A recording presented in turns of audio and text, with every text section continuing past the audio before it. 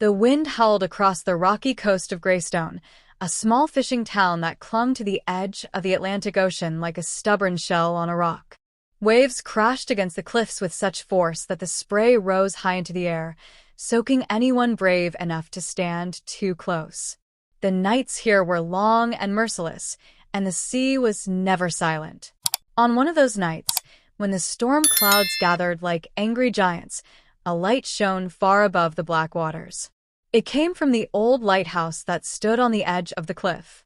That light had guided sailors home for more than 100 years, warning them of the jagged rocks below. And inside that lighthouse lived Thomas Hale, the keeper, and his only son, Samuel. Samuel was 14 years old. His hair was the color of wheat, his eyes gray like the sea on a cloudy day.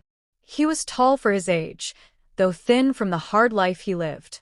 While other boys in town went to school or helped their fathers with fishing nets, Samuel's life was tied to the lighthouse. His mother had died when he was very young. She had been a gentle woman who loved the sea, but feared its hunger. People said she used to sing to the ocean at night, her voice carrying across the waves. Samuel remembered her only in fragments, her hands brushing his hair, the way she hummed when she worked, the soft smell of lavender. When she passed, the lighthouse grew colder. Thomas, his father, was a man built from storms. His beard was dark, his face lined and weathered by years of salt and wind. He spoke little, but when he did, his voice carried weight. He believed in duty above all things. To him, the light was not just a job, it was a sacred responsibility. "The sea takes what it wants," he often said, "but while I'm alive, it will not take men because they lost their way in the dark." For Samuel, life in the lighthouse was both a blessing and a curse. He loved the view from the top, how the world seemed endless, how ships appeared like tiny toys against the vast ocean. But he also felt trapped, bound to his father's heavy expectations. There were nights he lay awake, listening to the endless roar of the waves, wondering if he would ever see a world beyond the cliffs. On the night our story begins, the storm was the worst Samuel had ever seen. The wind screamed against the lighthouse walls, and rain lashed the glass like arrows. Inside, the great lamp rotated slowly, its golden beam cutting through the darkness. Samuel had climbed to the top with his father, carrying oil to refill the lamp. His arms shook with the weight of the container, but he kept silent. "Careful, boy," Thomas said, watching as Samuel poured the oil into the chamber. "If that flame dies, men will die with it." Samuel nodded. He knew the rule. The light must never go out. They stood together for a moment, looking out at the storm. Through the sheets of rain, Samuel thought he saw something, a flicker of movement on the water. A ship. Its mast bent like a wounded tree, its sails torn by the wind. "Father," Samuel cried, pointing. Thomas's eyes narrowed. He grabbed the spyglass and peered into the darkness. "A schooner," he muttered. "She's fighting the storm. If she comes too close, she'll be dashed to pieces on the rocks." Samuel's heart pounded. He imagined the men on that ship, cold, soaked, praying to see the light. He felt a surge of pride knowing their lighthouse was the only thing keeping them alive. But then something strange happened. A bolt of lightning split the sky, blinding them both for a moment. When Samuel's vision cleared, he saw the schooner again, but this time it looked wrong. The sails seemed darker, the hull twisted, and there was no sound of men shouting, no signal of distress. It looked like a ghost ship. "Father," Samuel whispered, his voice trembling. "There's something strange about her." Thomas lowered the spyglass slowly. His face was pale, though he tried to hide it. "Stay away from superstition, boy. Storms play tricks on the eyes." But Samuel could not shake the image. The schooner moved with unnatural speed, gliding across the water as if the storm abated. The beam of the lighthouse swept across it, and for one chilling second, Samuel thought he saw figures on deck, tall, shadowy, their faces hidden. And then the schooner vanished into the rain. The wind howled louder, and the great flame inside the lamp flickered. Samuel gasped. "The light," he shouted. Thomas grabbed the lever and adjusted the wick. The flame steadied, glowing stronger. But Samuel's hands were still shaking. He had seen it. He was sure. That ship was not of this world. When the storm finally calmed near dawn, Samuel went out to the cliffs. His boots sank into the wet earth as he searched the horizon. The sea was calmer now, though still restless. But there was nothing, no wreckage, no broken mast, no bodies washed ashore. It was as if the schooner had never existed. Samuel stood there, the wind tugging at his coat, and felt a chill that went deeper than the morning air. He knew what he had seen, and though his father refused to speak of it again, Samuel could not forget the ghostly ship. That day marked the beginning of a mystery that would change his life forever. A mystery tied not only to the sea, but to the very blood in his veins. For Samuel Hale, the lighthouse keeper's son, was about to discover that the ocean carried secrets far darker than storms and far older than the lighthouse itself. The days after the storm were heavy with silence. The town of Greystone returned to its usual rhythm, fishermen mending their nets on the docks, women hanging clothes on lines that whipped in the wind, children running barefoot along the narrow streets. To the people, the storm was already fading into memory. But Samuel could not forget the ship. Every time he closed his eyes, he saw it again. The dark sails, the faceless crew, the way it vanished into the storm as if swallowed by the sea itself. He had told no one except his father, and Thomas had warned him not to speak of it again. "People will call you a fool," his father had said, his voice sharp. "And the sea is not a place for fools." But silence weighed heavily on Samuel's heart. He felt restless, distracted.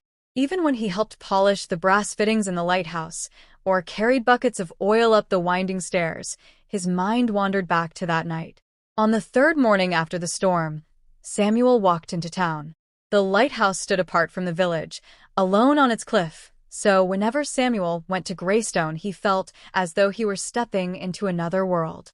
He passed the bakery, where the smell of warm bread filled the air, and the blacksmith's forge, where sparks flew like fireflies. The townsfolk nodded at him politely, but Samuel always felt a distance between himself and the others. They saw him as the keeper's boy, someone bound to the lighthouse and its lonely duties. Few wanted to be his friend. But there was one person who treated him differently: Clara Whitfield. Clara was 15, the daughter of a fisherman. She had hair the color of autumn leaves and a smile that lit her face like sunshine breaking through clouds. While other children teased Samuel for smelling of oil and sea brine, Clara often walked beside him, asking questions about the lighthouse, about the ships, about the stars he saw from the tower at night. That morning, he found her by the docks, helping her father sort fish into baskets.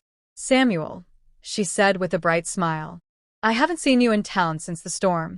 How's the light?" "It held steady," Samuel replied, trying to sound proud.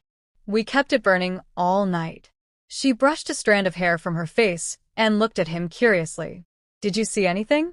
They say a schooner tried to come through, but no one saw wreckage." Samuel froze. His chest tightened.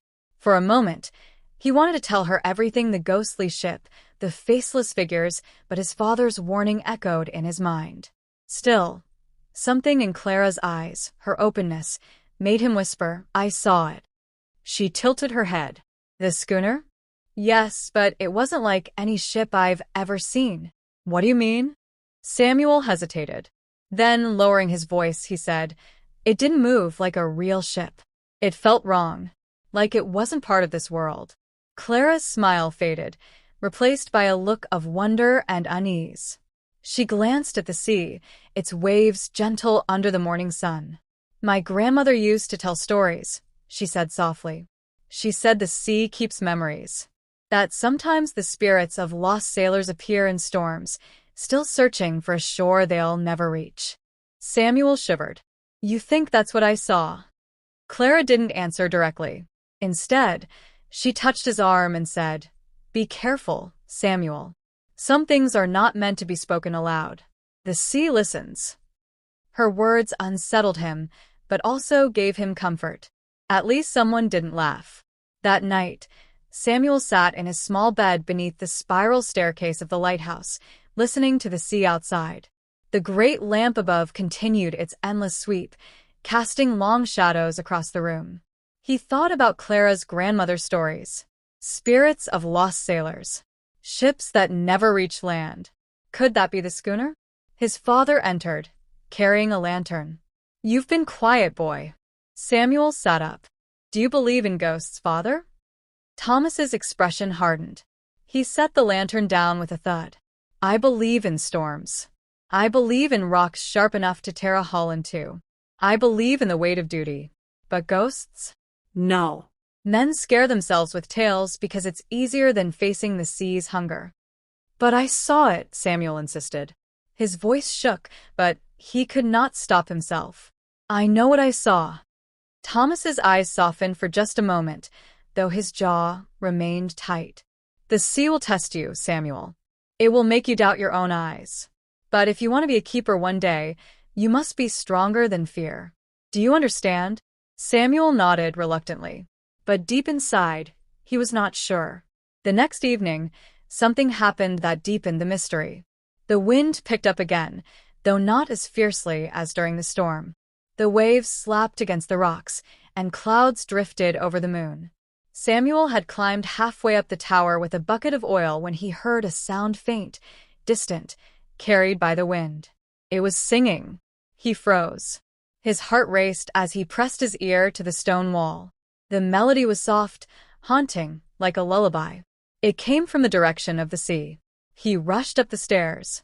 At the top, the lamp turned slowly, its golden beams sweeping across the dark water. Samuel leaned out, straining to hear. The song grew clearer, almost like a woman's voice. "Father," he shouted. Thomas appeared moments later, his face stern. "What is it?" "Listen," Samuel whispered. For a moment, both stood in silence. The voice drifted through the night low, sorrowful, carried by the waves. Thomas's eyes darkened. Without a word, he shut the glass hatch and turned away. "What is it?" Samuel pressed. "Who's singing?" "No one," Thomas snapped. "Go to bed." "But..." "Now, Samuel." The boy obeyed, though his heart throbbed with questions. Lying in bed, he could still hear the faint echo of the song, like a whisper calling his name. The next morning, Samuel rose early. While his father cleaned the brass in silence, Samuel slipped out of the lighthouse and went down the cliff path to the shore. The tide was low, revealing sharp black rocks and pools of seawater. Gulls circled overhead, their cries sharp and restless. He walked along the beach, searching.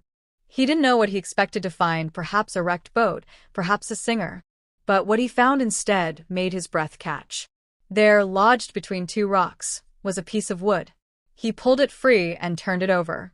It was old, splintered, and carved with strange markings. They looked like letters, though not in any language Samuel knew. They curved like waves, sharp and flowing. He carried it back to the lighthouse, hiding it beneath his coat. That night, when his father had gone to bed, Samuel lit a candle and studied the wood in secret. The markings seemed to shift in the flickering light, almost like they were alive. He traced them with his finger, and for a moment he thought he heard the same faint singing again, deep and far away. Samuel's heart raced. He didn't know what the wood was or where it came from, but he knew it was connected to the ghost ship. He was sure of it. And though fear twisted in his stomach, he also felt something else, curiosity, and the first sparks of a destiny he could not yet understand. For the sea was calling to him. And Samuel Hale, the lighthouse keeper's son, would soon learn that ignoring that call was impossible. The carved piece of wood never left Samuel's thoughts. He kept it hidden under a loose floorboard in a small room, pulling it out whenever he was alone. By day, he studied its strange markings, tracing the curves and lines with his finger until he could draw them by memory. By night, he swore the carvings glowed faintly under the candlelight, as if the wood itself carried a secret fire. And always, when he touched it, the singing returned faint, distant, like a woman's voice carried across endless waves. He tried to ask his father about it one evening, choosing his words carefully. "Father," he began, polishing the brass rail along the staircase, Have you ever seen strange carvings wash ashore? Like writing, but not ours. Thomas paused, his hand tightening on the rag he held. His jaw shifted as though grinding down words he did not want to speak. At last he said, "The sea throws up many things. Best not to give them meaning." "But what if they do have meaning?" Samuel pressed. "What if?" "Enough." His father's voice cracked like thunder. "You'll drive yourself mad with questions. The sea takes men who stare too long into its mysteries." Samuel fell silent. But in his heart, his questions only grew stronger. That week, he began sneaking away to meet Clara. She was the only one he trusted with his secret. One afternoon, when the gulls wheeled above the harbor and the sun flashed silver across the waves, he showed her the piece of wood. Clara gasped, her fingers brushing the strange symbols. "I've seen marks like these before," she whispered. "In my grandmother's old book." Samuel leaned closer. "What book?" "She keeps it locked in a chest. My mother says it's nonsense, old stories about the sea. But once, when I was little, she showed me a page with drawings just like this." Samuel's heart thudded. "Can you get it?" Clara bit her lip. "Maybe. But if my mother finds out—" "Please," Samuel urged. "I need to know what this means." Clara studied his face, then nodded slowly. "I'll try." That night, Samuel returned to the lighthouse with hope burning in his chest. But when he climbed the tower with his father to tend the lamp, something happened that stole all thoughts of books and symbols from his mind. The singing returned louder than before. It drifted through the stormy air, weaving between the crash of waves and the moan of wind. Samuel froze beside the great lamp, his eyes wide. "Father," he whispered, "you hear it, don't you?" Thomas's face was like stone. He said nothing, only adjusted the lamp and stared hard at the horizon. But Samuel couldn't ignore it. He leaned out the glass window, straining to see. And there beyond the waves he saw it again. The schooner. Its dark sails swelled with wind, though the storm barely stirred. Its hull gleamed wet and black, and on its deck stood shadowy figures, still and silent. The ship glided toward the cliffs, its path set straight for the rocks. "Father," Samuel cried. "It's coming too close." Thomas grabbed the spyglass, but his hands trembled. For a long moment, he stared without speaking. Then, suddenly, he pulled Samuel back from the window. "Do not look," Thomas growled. His eyes burned with something Samuel had never seen before: fear. "Do not ever look at that ship again. But it's real, we have to warn." "It is not for us to warn." Thomas's voice shook. "Go below, Samuel. Now." Samuel stumbled down the stairs, confusion and terror twisting in his chest. He had never seen his father afraid. Thomas Hale was a man who faced storms with steady hands, who stood against the sea's fury without blinking. But tonight, the fear in his eyes was unmistakable. That image haunted Samuel long after the schooner faded into darkness. The next day, Clara came running to him on the beach, her cheeks flushed with excitement. She carried a small, leather-bound book tied shut with a string. "I found it," she whispered. They climbed to a quiet spot among the rocks, hidden from the town, and opened the book together. The pages were yellow with age, filled with drawings and symbols. And there, on one page, Samuel saw the same markings carved into his piece of wood. Beneath the symbols, written in faded ink, were words in English. Clara read aloud, her voice hushed. "Beware the black schooner, the ship of the drowned. It sails in storms, carrying the souls of men lost to the sea. Its song calls to the living, drawing them to follow. To see the schooner is to be chosen. To answer its song is to be taken." Samuel felt his blood run cold. The black schooner. Clara turned the page, showing drawings of men standing on a dark ship, their faces hollow, their hands outstretched. "My grandmother said it was just a tale." But she looked at him, fear in her eyes. "You've seen it, haven't you?" Samuel swallowed hard. "Twice." They sat in silence, the crash of waves echoing around them. Samuel stared at the symbols, his hand tight on the piece of wood. If the black schooner was real, then he had been chosen. but chosen for what? That night, Samuel could not sleep. The sea seemed louder than ever, pounding against the cliffs like a drum. He tossed in bed, the carvings running through his mind. At last, he rose and crept outside, carrying the piece of wood. The moon hung low over the water, casting a silver path across the waves. Samuel walked to the edge of the cliff and held up the wood, tracing the symbols with his thumb. And then, faint but clear, he heard the song again. It was closer this time, almost beneath him. A woman's voice, sweet and sorrowful, calling his name. "Samuel," he gasped. His heart thundered. "Who are you?" he whispered into the night. The waves crashed, and in their foam he thought he saw a pale face, eyes like shadows, lips moving with the song. "Samuel." He stumbled back, nearly falling. The wood burned hot in his hand, and for a moment he thought it would burst into flame. But then the voice faded, the face vanished, and he was alone again on the cliff. Shaking, Samuel returned to the lighthouse. He shoved the piece of wood back under the floorboard and lay awake until dawn, the echoes of his name still ringing in his ears. He knew now that the black schooner was not just a story. It was real, and it wanted him. But why? And why did his father, the man who feared nothing, seem to know more than he was willing to admit?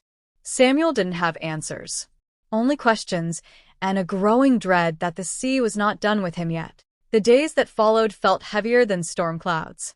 Samuel carried the secret of the black schooner like a weight pressing on his chest.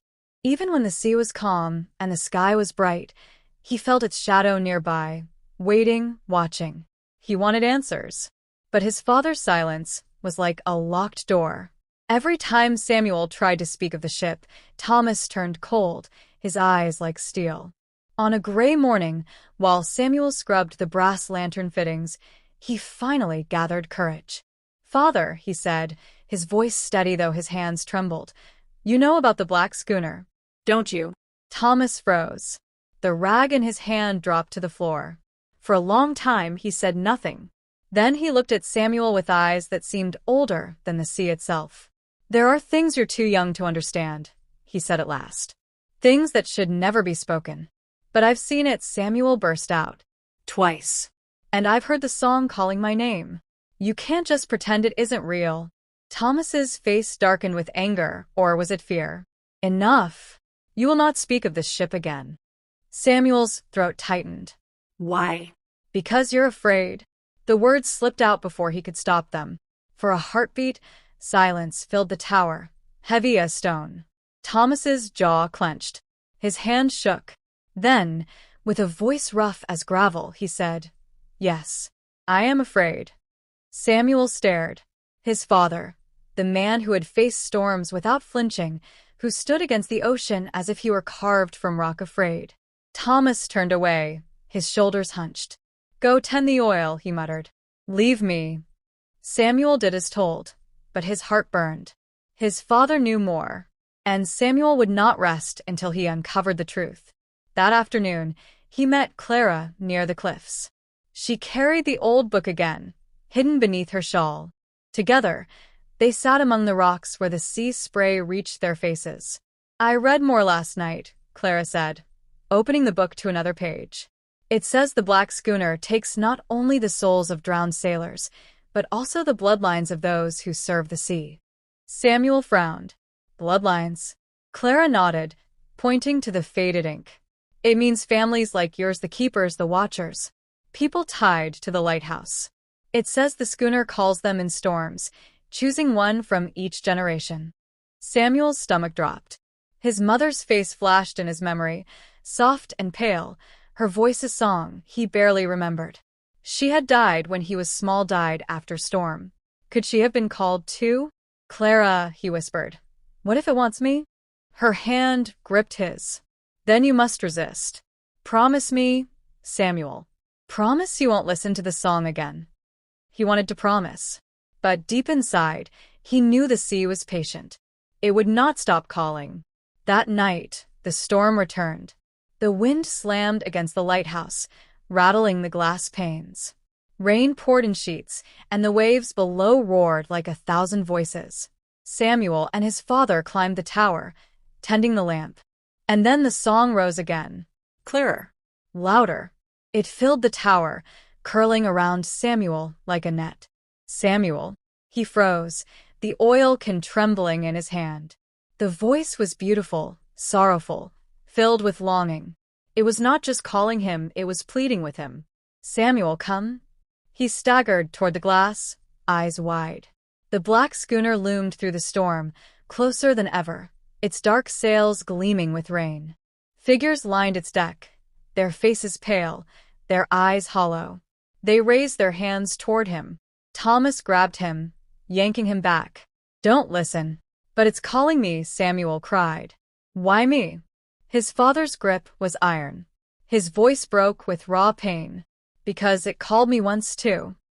Samuel's heart slammed in his chest. He stared at his father, the truth crashing down like thunder. You've seen it, Samuel whispered. Thomas's eyes were wild, his face pale. The night your mother died. The schooner came. She heard the song. She went to the cliffs, and she never came back. Samuel staggered. No, she drowned. She was taken, Thomas said, his voice cracking. Taken by the black schooner. And now it calls for you. The lamp's golden beams swept across the storm, but the ship did not fade. It lingered, its shadowy crew unmoving, their eyes locked on Samuel. The song rose higher, pressing into his skull, wrapping around his heart. His knees buckled. Father, I can't fight it. Thomas held him tighter. You must. You're all I have left. But Samuel's vision blurred. The glass walls seemed to melt away, and the sea's voice filled him completely. He felt himself drifting, pulled toward the black schooner as if by invisible chains. At that moment, Clara's voice broke through the storm. She stood on the cliff outside, her hair plastered by rain, shouting up to the tower.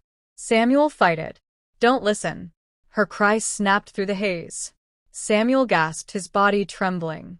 He clung to his father's arms, fighting the pull with every shred of strength. And then, in a flash of lightning, the schooner vanished. The song stopped. The storm still raged, but the terrible presence was gone. Samuel collapsed against the floor, gasping for breath. His father knelt beside him, his hands shaking. You see now, Thomas whispered. This is why I fear. This is why I never speak of it. The schooner does not forget. And it will come again. Samuel closed his eyes, Clara's desperate voice still echoing in his ears.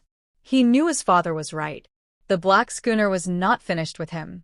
But something inside Samuel had changed. Fear was no longer enough. If the sea had chosen him, then he would find a way to choose back. The schooner had taken his mother. It would not take him too. He swore it. Even if it meant uncovering every secret his father had tried to bury. The storm that night left Greystone trembling. The waves smashed boats against the docks, tore nets to pieces, and left fish scattered on the beach like broken silver coins. But what haunted Samuel was not the wreckage, it was the sound of the song that still clung to his ears. Even when the sun rose, he heard it faintly in the back of his mind, like an echo he could not escape. The black schooner had called to him, and though it had vanished, Samuel knew it would return. His father watched him closely the next morning. Thomas's face was lined with exhaustion, his eyes shadowed with fear. He said little, only gruff instructions. Polish the brass, carry the oil, trim the wick.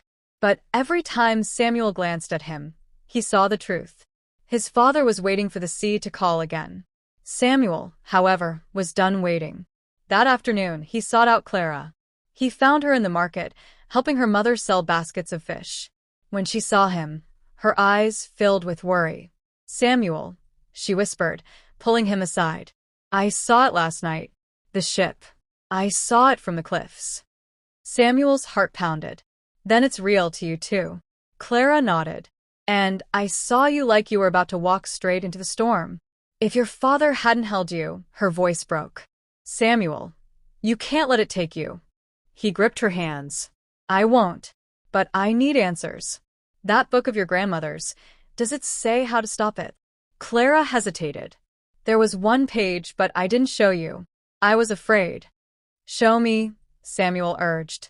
That night, when the town was quiet, Clara slipped the book to him. Together, by lantern light, they turned the fragile pages until they found the one she meant. At the top was a drawing of the black schooner, its dark sails stretched against a storm. Beneath it were more of the strange symbols, and below those, faded English words. The song binds the chosen. To break the song, one must answer not with fear, but with light. The heart that shines brighter than the sea's shadow will be free. Samuel frowned. What does that mean? Clara traced the words with her finger. It sounds like the lighthouse. The light has always been a warning, a guide.